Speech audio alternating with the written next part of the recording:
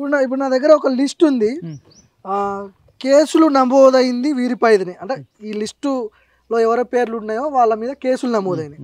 రానా దగ్గుపాటి, ప్రకాష్ రాజ్, విజయ్ దేవరకొండ, మంచు లక్ష్మి, ప్రణీత, నిధి అగర్వాల్, అనన్య నాగల్లా, శ్రీ హనుమంతు, శ్రీముఖి, వర్షిణి సౌందర్య రాజన్, వాసంతి కృష్ణన్, శోభా శెట్టి, అమృతా చౌదరి, నాయని పావని, నేహా పఠాన్, పండు పద్మావతి, ఇమ్రాన్ ఖాన్, విష్ణుప్రియ, హర్ష సాయి, భయా Sunny Yadav, Shyamala, tasty Teja, Ritu Chowdary, Bandaru శేషానియ, సుప్రియర్. So వీళ్ళంతా కూడా ఇన్స్టా ఇన్ఫ్లుయెన్సర్స్, చాలా పెద్ద ఇన్ఫ్లుయెన్సర్స్. ఇప్పుడు నువ్వు చెప్పని పేర్లు కూడా చాలా ఉన్నాయి. ఇక వీళ్ళు మోర్ పాపులర్ కాబట్టి వీళ్ళను ముందట పెట్టారు. ఓకే, వీళ్ళ మీద కేసులు నమోదైనాయి. వీళ్ళంతా కూడా ఇవి నాకేమనిపిస్తుంది అంటే, నా దృష్టిలో వీళ్ళంతా చిన్న ఇన్ఫ్లుయెన్సర్స్ మాత్రమే. దీంట్లో పెద్ద మాఫియా ఉందని చెప్పి మీలాంటి వాళ్ళు కొంతమంది మాట్లాడుతున్నారు. టాలీవుడ్ యాక్టర్స్ ముఖ్యంగా మంచు లక్ష్మి, విజయ్ దేవరకొండ, రానా దగ్గుపాటి, ప్రకాష్ రాజ్, వీళ్ళకి నోటీసులు ఎందుకు పోలేదు, విచారణకు ఎందుకు పిలవలేదు అనే ప్రశ్నలు వస్తున్నాయి. ఏముండొచ్చు? అదే సింపుల్ అబ్బా. నేను గమనించిన కాడికి ప్రజాస్వామ్యంలో, ఇది ప్రజాస్వామ్యం అంటాం కానీ ఇది ఒక ధనస్వామ్యం అనొచ్చు, లేకపోతే డబ్బున్నోడు స్వామ్యం అనొచ్చు. వీళ్ళంతా దొంగలంతా ఒకటే అవుతారని నాకు క్లియర్గా అర్థమవుతుంది అబ్బా. నేను రాసిస్తున్నా, ఛాలెంజ్ చేసుకో. ఇంత పెద్ద తప్పు ఇన్ని వందల మంది చచ్చిపోవడానికి కారణం కదా. ఇప్పుడు ఒక డ్రైవరు వెళ్తున్నప్పుడు, ఒక లారీ డ్రైవర్ నిద్ర వచ్చో ఏదో ఒక సందర్భంలో లారీ డ్రైవరు ఒక నలుగురును రోడ్డు మీద పోయేటోళ్ళని గుద్దిండు. వాళ్ళు కొందరు కాళ్ళు ఇరగవచ్చు, కొందరు చచ్చిపోవచ్చు, ఆయన వెళ్ళిపోతాడు. మళ్ళీ వాళ్ళని పట్టుకొచ్చి ఎక్కడున్నారో స్ట్రెచ్ చేసి వాళ్ళకి ఎంతైతే శిక్ష ఉంటుందో అంత వేస్తారు. ఇప్పుడు మనమైనా బండి మీద పోతే ఎవరినైనా గుద్దితే ఏం చేస్తాం, మళ్ళీ ఎంతైతే యాక్సిడెంట్ అయిందో ఆ డబ్బులు కట్టిస్తారు ఊర్లల్లో. నువ్వు ఇప్పుడు ఎవరికైనా పోయి గుద్దు, ఊరంతా పంచాయతీ పెడతారు, ఆ ఖర్చు ఎంత అయిందో నువ్వు భరించాలి. అవును, అంత చిన్నదానికి అంత పెట్టినప్పుడు మరి ఇప్పుడు వందల మంది వేల మంది సూసైడ్ అయ్యారు. అసలు ప్రభుత్వానికి సిగ్గుందా? పోలీస్ డిపార్ట్మెంట్కు నిజంగా అంటే ప్రభుత్వం నుంచి మీకు లేదా? అసలు చనిపోయిన వాళ్ళ లిస్ట్ ఎంత? నిజామాబాద్లో ఎంత చచ్చిపోయారు, ఆదిలాబాద్లో ఎంత చచ్చిపోయారు, కరీంనగర్లో, ఖమ్మంలో, వరంగల్లో, ఇట్లా తెలుగు రాష్ట్రాలలో మొత్తం విజయవాడ, గుంటూరు, రాయలసీమ, తిరుపతి, కర్నూలు, అనంతపురం, ఆ లిస్ట్ అవుట్ చేయనొద్దా? అసలు పాపం ఎంత బాధాకరం. ఆ లిస్టే లేదు. నువ్వు ఆ లిస్టు లేకుండా వీళ్ళని పోయి ఏమైనా అరెస్ట్ చేస్తావు, ఎట్లా అరెస్ట్ చేస్తున్నావు? ఆ లిస్టు తీసుకొచ్చి ఆ బాధితులు ఇంతమంది ఉన్నారు, వాళ్ళ కుటుంబాలు ఈ పరిస్థితి, మీరెంత సంపాదించారు, ఆ డబ్బులు ఏం చేసిర్రు అని అడిగి ఆ డబ్బులని బాధిత కుటుంబాలకు ఇప్పించి, ఇప్పుడు బాధితులు ఎవరో బయటికి రావట్లేదు కదా, అంటే పరువు పోతుందనా ఎట్లా? బాధితులు వాళ్ళు రావాల్సిన అవసరం లేదబ్బా. ప్రభుత్వం అనుకుంటే ఇప్పుడు నక్సలైట్లు బయటకు వస్తారు, నేను నక్సలైట్ని నన్ను అరెస్ట్ చేయని రారు. మరి వీళ్ళు ఏం చేస్తారు? అప్పుడు ఎంక్వైరీ చేస్తారు, ఇన్వెస్టిగేట్ చేస్తారు, ఎటు పోయారు అంటారు. ఇదంతా తెలుసుకోరా? అట్లా ప్రతిదీ ఎవడన్నా మర్డర్ చేసినోడు కూడా అంతకుడు నేను అరెస్ట్ చేయ, నేను మర్డర్ చేసిన అంటాడా? అది ఎవరు ఇన్వెస్టిగేషన్లో అది కాదా? అంటే రేపు ఇప్పుడు ఎవడన్నా పాకిస్తాన్ నుంచి వచ్చినా, ఆఫ్ఘనిస్తాన్ నుంచి వచ్చినా ఇదే మాట చెప్తారా? నేనేది ఇన్వెస్టిగేషన్ ఏజెన్సీల యొక్క పనేంది? అసలు ఈ మధ్య కాలంలో ఎంతమంది చచ్చిపోయారు? ఎస్పెషల్గా ఈ జియో వచ్చినప్పటి నుంచి ఇది ఎక్కువ జరుగుతుంది, ఇంటర్నెట్ ఎక్కువ అయిపోయింది. అసలు తీసుకోండి కదా, 10 yearsలో ఏ ఊర్లో ఎంతమంది చచ్చిపోయారు, అందులో ముసలోళ్ళకైతే ఆడరాదు, ఆడవాళ్ళకు లేడీస్ చదువుకోని వాళ్ళు పెద్దగా ఆడరు.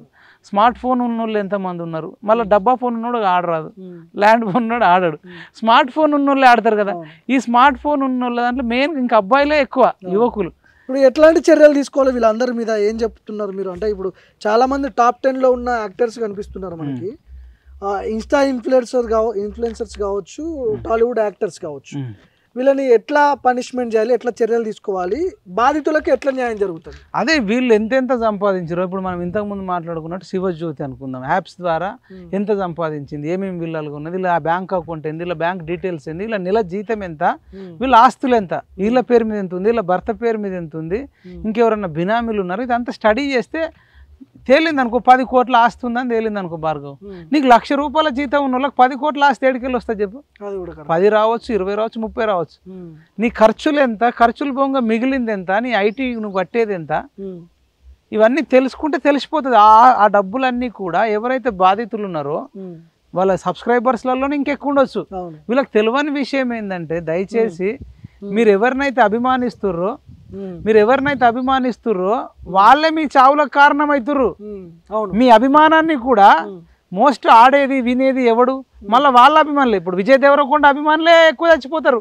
విజయ్ దేవరకొండ చెప్పిండు కదా ఆడదామన్నట్టు వాళ్ళు ఉండరా? ఇప్పుడు వీళ్ళు కొన్ని ప్రమోషన్స్ చేస్తుంటారు కదా, థమ్స్అప్ తాగడం, లేకపోతే ఈ క్రీమ్ పూసుకోండి తెల్లగా అవుతారు, అది చేయండి అని చెప్పి యాక్టింగ్ చేస్తుంటారు. వాళ్ళు నిజంగానే పూసుకుంటారా తాగినట్టు యాక్టింగ్ చేస్తారు? యాక్టింగ్. ఇప్పుడు ఆన్లైన్ యాప్ ఎంతైతే డేంజరో థమ్స్అప్ తాగడం వల్ల నాకు నిన్న ఒక అన్న చెప్పిండు, ఒక అబ్బాయి అట అల్లు అర్జున్ చెప్తున్నాను రోజు థమ్స్అప్ తాగుడు మొదలు పెట్టినట. ఒక 1 year వరకు రోజు తాగేదట, రోజుకి 1-2 థమ్స్అప్లు.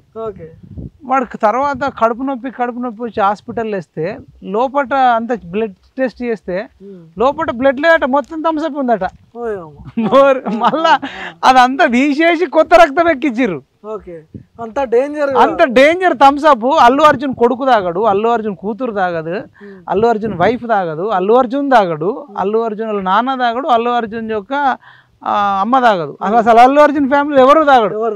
ఎందుకంటే వాళ్ళకి తెలిసి తాగితే చచ్చిపోతామని. ఆయననేమో బాదాము, ప్రోటీను, సోయా, మంచి పుదీనా వాళ్ళు ఇది తాగుతారు. మీరేమో పనికి మాలిన వాళ్ళం. మనం అంటే వాళ్ళు మనం ఇట్లా లీడ్ చేస్తున్నారు. ఎందుకంటే ఆన్లైన్ బెట్టింగే కాదు, ఈ ఇన్ఫ్లుయెన్సర్లు కాదు, సినిమా హీరోలు కూడా వాడు వాడంది ఎవరికైనా చెప్తే మాత్రం వాళ్ళని కూడా అరెస్ట్ చేయాలి. వాడంది ఒకటి ప్రజలకు ప్రాణాంతకమైంది. ఇప్పుడు ఇది కూడా చూడు చెప్తే ఇట్లాంటి సేమ్ బెట్టింగ్ యాప్ లెక్కన అనిపిస్తుంది కొన్ని. ఇప్పుడు అడనొచ్చు మళ్ళీ సేమ్ దీనికి చట్టబద్ధత ఉంది కాబట్టి నేను ప్రమోట్ చేసిన థమ్స్అప్ ను. దానికి కూడా ఉంటాయి పర్మిషన్, అన్ని పర్మిషన్. అవును, థమ్స్అప్ అనేది కంపెనీ గవర్నమెంట్ పర్మిషన్స్ ఉంది కాబట్టి నేను పట్ట చేసినట్టు. అంటే ఇప్పుడు తెలుసుకోవాల్సింది ఏంటంటే ఇక్కడ రాజకీయ పార్టీలు, రాజకీయ నాయకులు, సినిమా వాళ్ళు అంత మంచిగానే ఉన్నారు.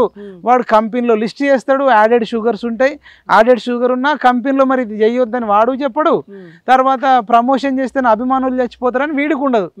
మీ కష్టార్జితం మీద వాళ్ళు కోటీశ్వర్లై ఏసీలు ఒక్కొక్కడు. విజయ్ దేవరకొండ అసలు ఆయన ఉండే సాధారణమైన లైఫ్ ఇవాళ 100 కోట్లకు పడగెత్తి సపరేట్ యాటిట్యూడు, కథ, మాటలు,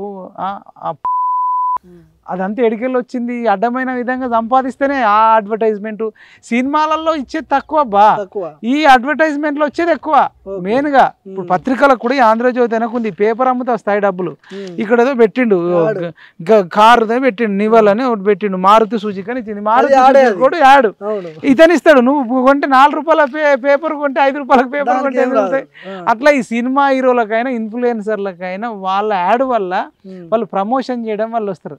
కాబట్టి మనకు రాజకీయ పార్టీలను, సినిమా హీరోలను అసలు అభిమానించవద్దు. వాళ్ళని కనబడితే తన్నాలి కూడా. మనం ఎడ్యుకేట్ అయ్యి నువ్వు ఎట్లా ప్రమోట్ చేస్తున్నారో, నువ్వు తాగుతావు థమ్స్అప్ అని అడగాలి. ఒక థమ్స్అప్ కాదు, రియల్ ఎస్టేట్ భూములలో ఈ భూమి కొనుక్కోండి, ఆ భూమి కొనుక్కోండి అంటే వీళ్ళు నిజంగానే కొన్నారు అనుకుని కొంటారు. తర్వాత అది ఫ్రీ లాంచింగ్ పేరు మీద ఇంకో దాని మీద అడ్డమని ఇప్పుడు హైడ్రా వచ్చి కూల్చేస్తుంది.